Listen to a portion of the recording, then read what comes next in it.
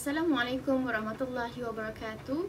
Saya Nasra Rehana binti Muhammad Hafiz dan rakan saya Nur Fazli binti Muhammad akan membentangkan tajuk kesan hukum dan perundangan bagi lafaz cerai melalui pesanan mesej telefon. Assalamualaikum, saya Nur Fazlin binti Muhammad 152265 akan memulakan pembentangan ini dengan pengenalan terlebih dahulu. Perkahwinan merupakan sunnah Rasulullah SAW dan amat digalakkan di dalam Islam serta dituntut oleh hukum syarak. Antara tujuan Islam menggalakkan perkahwinan adalah untuk memperolehi zuriat bagi mengembangkan keturunan manusia secara halal dan sah. Di samping itu, perkahwinan juga dapat menjaga dan mengawal kehormatan diri seseorang manusia. Ini berdasarkan pada hadis riwayat Al-Bukhari, Abu Daud, At-Tirmizi, An-Nasai. Maksudnya, maka golongan pemuda, barang siapa di antara kamu yang mampu kahwin, maka hendaklah ia kahwin, kerana kahwin itu dapat menundukkan pandangan mata dan lebih mampu mengekang hawa nafsu. Dan barang siapa yang tidak mampu berkahwin, maka hendaklah ia berpuasa, kerana sesungguhnya puasa itu dapat mengekang hawa nafsu. Penceraian yang berlaku adalah salah satu alternatif untuk menyelesaikan masalah pertikaian rumah tangga, dan Islam membenarkan umatnya melakukan perceraian selagi ia mendatangkan kebaikan bagi kedua belah pihak, sama ada suami dan isteri. Menurut istilah fiqh Islam, perceraian yang terjadi dalam ikatan perkahwinan disebut sebagai talak. Dari segi bahasa, talak bermaksud melepaskan atau meninggalkan ikatan. Dari segi syarak pula, talak adalah memutuskan ikatan perkahwinan atau memutuskan hubungan antara lelaki dan perempuan setelah suami mengumumkan ucapan cerai kepada isterinya secara rela atau sindiran. Hukum menjatuhkan talak. Ulama Islam menjelaskan bahawa hukum menjatuhkan talak terbahagi kepada 5 hukum taklifi, iaitu wajib, sunat, harus, makruh dan haram. Dengan kata lain, hukum ini bergantung pada konteks dan latar belakang sesebuah perkahwinan yang mengakibatkan perceraian. Pertama, wajib. Wajib sekiranya konflik yang berlaku antara suami dan isteri tidak menemui jalan penyelesaian sekalipun telah melibatkan orang tengah. Kedua, sunat. Sunat bagi suami untuk melafazkan talak sekiranya isteri tidak memelihara kehormatan dirinya. Bahkan juga sunat bagi suami sekiranya isteri tidak melakukan ibadah wajib dan tidak ada cara lain yang berjaya untuk memaksa isterinya melakukan kewajipan tersebut. Ketiga, harus. Perceraian boleh dilakukan sekiranya suami mempunyai sebab-sebab yang boleh diterima syariat. Yang keempat, makruh. Makruh apabila isteri telah menunaikan hak yang sepatutnya dan dilakukan tanpa alasan yang munasabah, atau apabila hubungan suami isteri itu baik-baik sahaja. Kelima, haram. Haram apabila isteri berada dalam keadaan haid atau suci tetapi setelah melakukan persetubuhan dengan tujuan untuk menzalimi isteri. Jenis-jenis perceraian. Pertama, talak. Terdapat 2 jenis talak, iaitu talak raj'i dan talak bain. Talak raj'i berlaku apabila suami yang menceraikan isterinya dan boleh kembali rujuk tanpa melakukan akad nikah yang baru dengan syarat isterinya itu masih berada dalam tempoh iddah.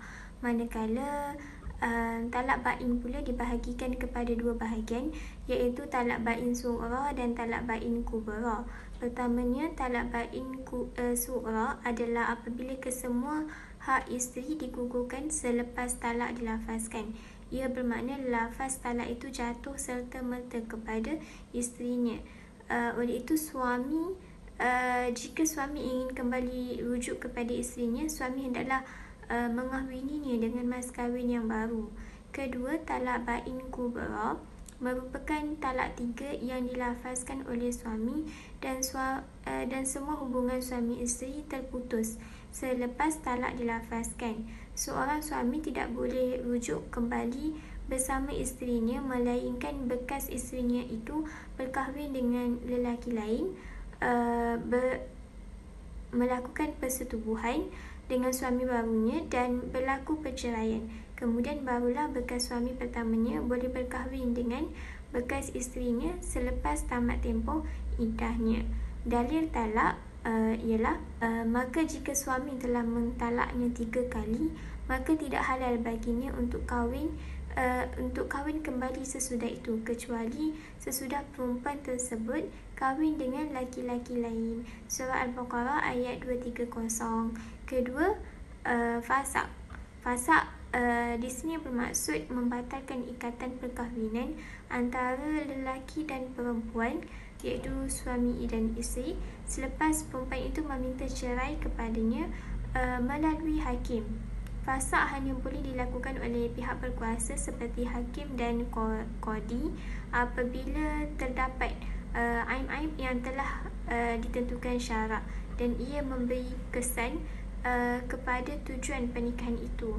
Antara sebab yang boleh difasakkan adalah pertama, terdapat aib, iaitu kecacatan pada isteri ataupun pada suami. Kedua, terdapat warar, iaitu pembohongan, unsur yang diragui atau ketidaktentuan. Ketiga, suami tidak mampu menyerahkan mas kahwin secara tunai. Keempat, suami tidak mampu memberikan nafkah. Kelima, suami ghaib ataupun hilang. Yang keenam, hamba yang telah merdeka. Yang ketujuh, seperti yang saya sebutkan tadi, suami hilang. Yang ke-8, perbuatan yang membawa kepada kemudaratan. Hulu atau tebus talak. Hulu atau tebus talak ialah talak yang berlaku dengan keinginan dan keazaman isteri untuk bercerai. Hulu disyariatkan untuk memenuhi keperluan wanita. Hulu adalah salah satu bentuk talak kerana ia merupakan perceraian yang berlaku dengan adanya wang tebusan, iaitu mas kahwin yang telah dipersetujui sebelum ini yang diberikan oleh isteri kepada suaminya. Dalil hulu atau tebus talak ialah diriwayatkan dari Ibnu Abbas. Sesungguhnya isteri Thabit bin Qais datang kepada Rasulullah SAW dan berkata, "Wahai Rasulullah SAW, sesungguhnya saya tidak mengaibkan akhlak dan agama suami saya Qais, tapi saya tidak menyukainya dan tidak mahu hidup bersamanya, menyebabkan saya melakukan maksiat atau kerana kebencian yang sangat dahsyat akan mendorongnya menzahirkan kekufuran supaya terfasak perkahwinan." Maka Rasulullah SAW bersabda, "Maukah kamu kembalikan kepadanya kebun yang dijadikan maharmu?" Kemudian baginda bersabda kepada suaminya, "Terimalah kembali kebun itu dan cerailah dia 1 talak." Seterusnya li'an. Li'an mengikut istilah fiqh undang-undang Islam ialah sumpah yang dilakukan oleh seorang suami apabila dia menuduh isterinya berzina. Sumpah itu dilafazkan oleh suami sebanyak 4 kali bahawa tuduhan itu benar, dan pada sumpahan yang kelima, dia meminta laknat daripada Allah jika ia adalah satu pembohongan. Dalil li'an ialah dan orang-orang yang menuduh isterinya berzina sedang mereka tidak ada saksi-saksi yang mengesahkan tuduhannya itu, hanya dirinya sendiri, maka persaksian sah pada syarak bagi seseorang yang menuduh itu hendaklah ia bersumpah dengan nama Allah 4 kali bahawa sesungguhnya ia daripada orang-orang yang benar, dan sumpah yang kelima hendaklah ia berkata bahawa laknat Allah akan menimpa dirinya jika ia dari pada orang-orang yang mendustakan. Dan bagi menghindarkan hukuman seksa daripada isteri yang dituduh tersebut, hendaklah ia bersumpah dengan nama Allah 4 kali bahawa suaminya itu menuduh sesungguhnya adalah daripada orang-orang yang pendusta. Dan sumpah yang kelima hendaklah ia berkata bahawa kemurkaan Allah akan menyimpanya jika suaminya itu daripada golongan orang-orang yang benar. Surah An-Nur ayat 6 hingga 9. Terakhir, taklik.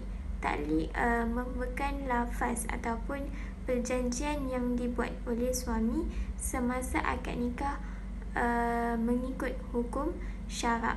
Talak taklik boleh disabitkan jika berlaku mana-mana pelanggaran ke atas taklik tersebut dan selepas aduan difailkan dan disahkan oleh mahkamah.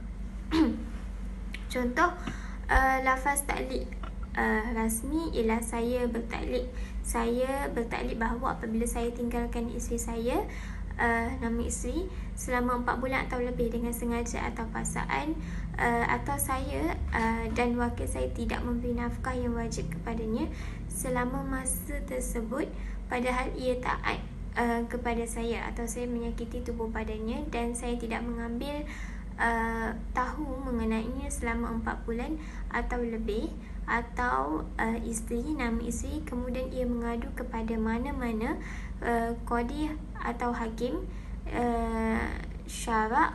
Jika disabitkan oleh qadi atau hakim syarak ini akan aduannya, maka tertalaklah dia dengan talak 1. Seterusnya, rukun dan syarat sah talak menurut mazhab Imam Syafi'i. 5 rukun talak dan syaratnya adalah seperti berikut. Yang pertama, suami yang mukallaf dan waras. Talak yang berlaku mestilah bukan dalam keadaan terpaksa. Yang kedua, siqah, iaitu lafaz yang diucapkan sama ada secara lafaz yang jelas, maksudnya soreh, atau lafaz yang mengandungi kemungkinan untuk cerai, kinayah.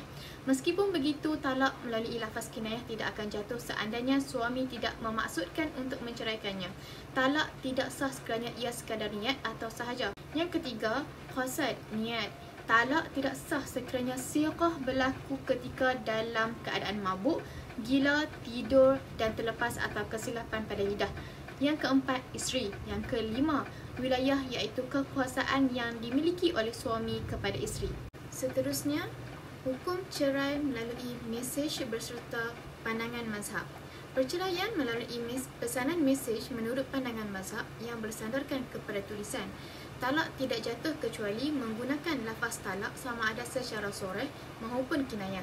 Yang pertama, terus jatuh talak. Menurut Imam Syafi'i, jika suami menjatuhkan talak melalui tulisan dan disertai dengan niat, maka jatuh talak tersebut. Menurut Imam Hanafi pula, apabila suami menulis dengan jelas lafaz talak dan ditujukan kepada isterinya beserta nama pihak isteri, maka talak seperti ini dikategorikan sebagai lafaz yang soreh. Talak tersebut jatuh walaupun tanpa niat. Jika perkataan yang ditulis seperti aku ceraikan kamu atau kamu tertalak, menurut pandangan Hambali, penceraian itu sah walaupun tanpa niat kerana ia boleh disandarkan seolah-olah suami mengucapkan kata-kata tersebut kepada isterinya.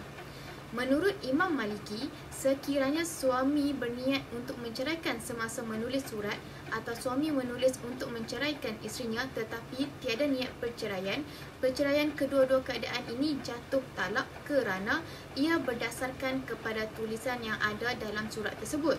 Yang kedua, tidak jatuh melainkan cukup syarat. Perceraian melalui tulisan adalah kurang jelas dalam 2 rukun, iaitu siqah dan digunakan dan niat suami semasa menjatuhkan talak. Talak melalui tulisan hendaklah dipastikan tulisan berada dalam keadaan jelas dan dapat difahami. Jika dituliskan kata talak dan tulisan tersebut dapat difahami sebagai talak serta disertakan dengan niat, maka telah jatuh talak. Menurut Imam Hanafi dan Syafi'i, suami perlu menulis di atas kertas papan hitam yang boleh dibaca dan difahami maksudnya sekiranya suami melakukan talak melalui tulisan. Sekiranya tulisan yang ditulis untuk menceraikan isteri tidak boleh dibaca seperti ditulis menggunakan dakwat air, menulis di udara, maka perceraian tersebut tidak sah. Imam Syafi'i juga berpendapat bahawa penulisan talak perlulah ditulis sendiri oleh suami. Sekiranya suami meminta orang lain menulis, maka talak tersebut tidak sah. Sekiranya tulisan tersebut ditulis di atas kertas tetapi tidak difahami oleh isteri atau saksi, atau suami menulis dengan jelas lafaz talak, engkau aku ceraikan, akan tetapi tidak ditujukan kepada isterinya dan tidak beserta nama pihak isteri, maka talak seperti ini dikategorikan sebagai lafaz yang kinayah.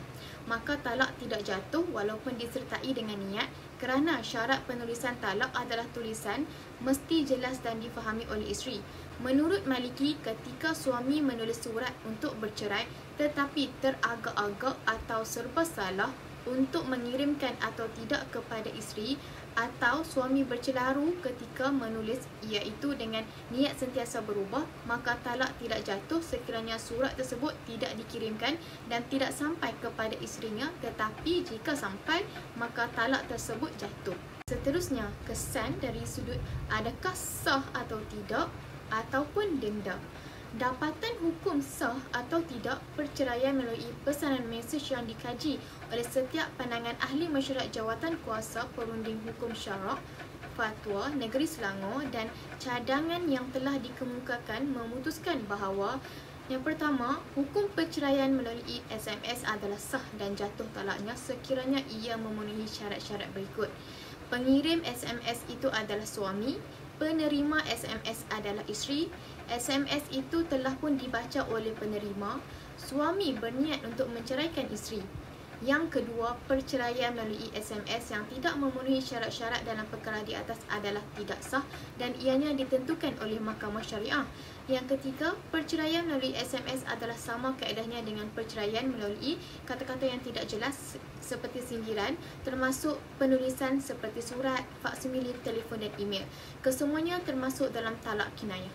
Yang keempat, perceraian melalui SMS adalah perbuatan yang tidak sopan dan tidak beradab. Ianya seolah-olah merendahkan martabat wanita itu sendiri. Apabila berlaku perceraian melalui pesanan mesej, maka pasangan perlu pergi menyelesaikan masalah ini ke Mahkamah Syariah bagi mengesahkan kedudukan lafaz itu.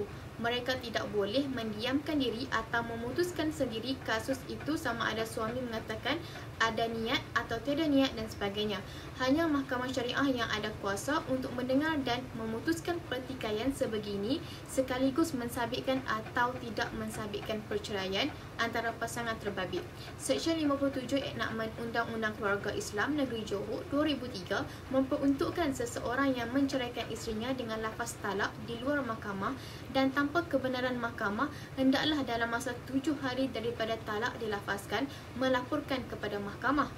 Sehubungan dengan Seksyen 57 perlu dibaca bersama dengan Seksyen 125 yang memperuntukkan jika seseorang lelaki menceraikan isterinya dengan melafazkan talak melalui lain-lain cara di luar mahkamah dan tanpa kebenaran mahkamah, maka dia telah melakukan satu kesalahan dan hendaklah dihukum denda tidak melebihi RM1,000 atau penjara tidak melebihi 6 bulan atau keduanya sekali.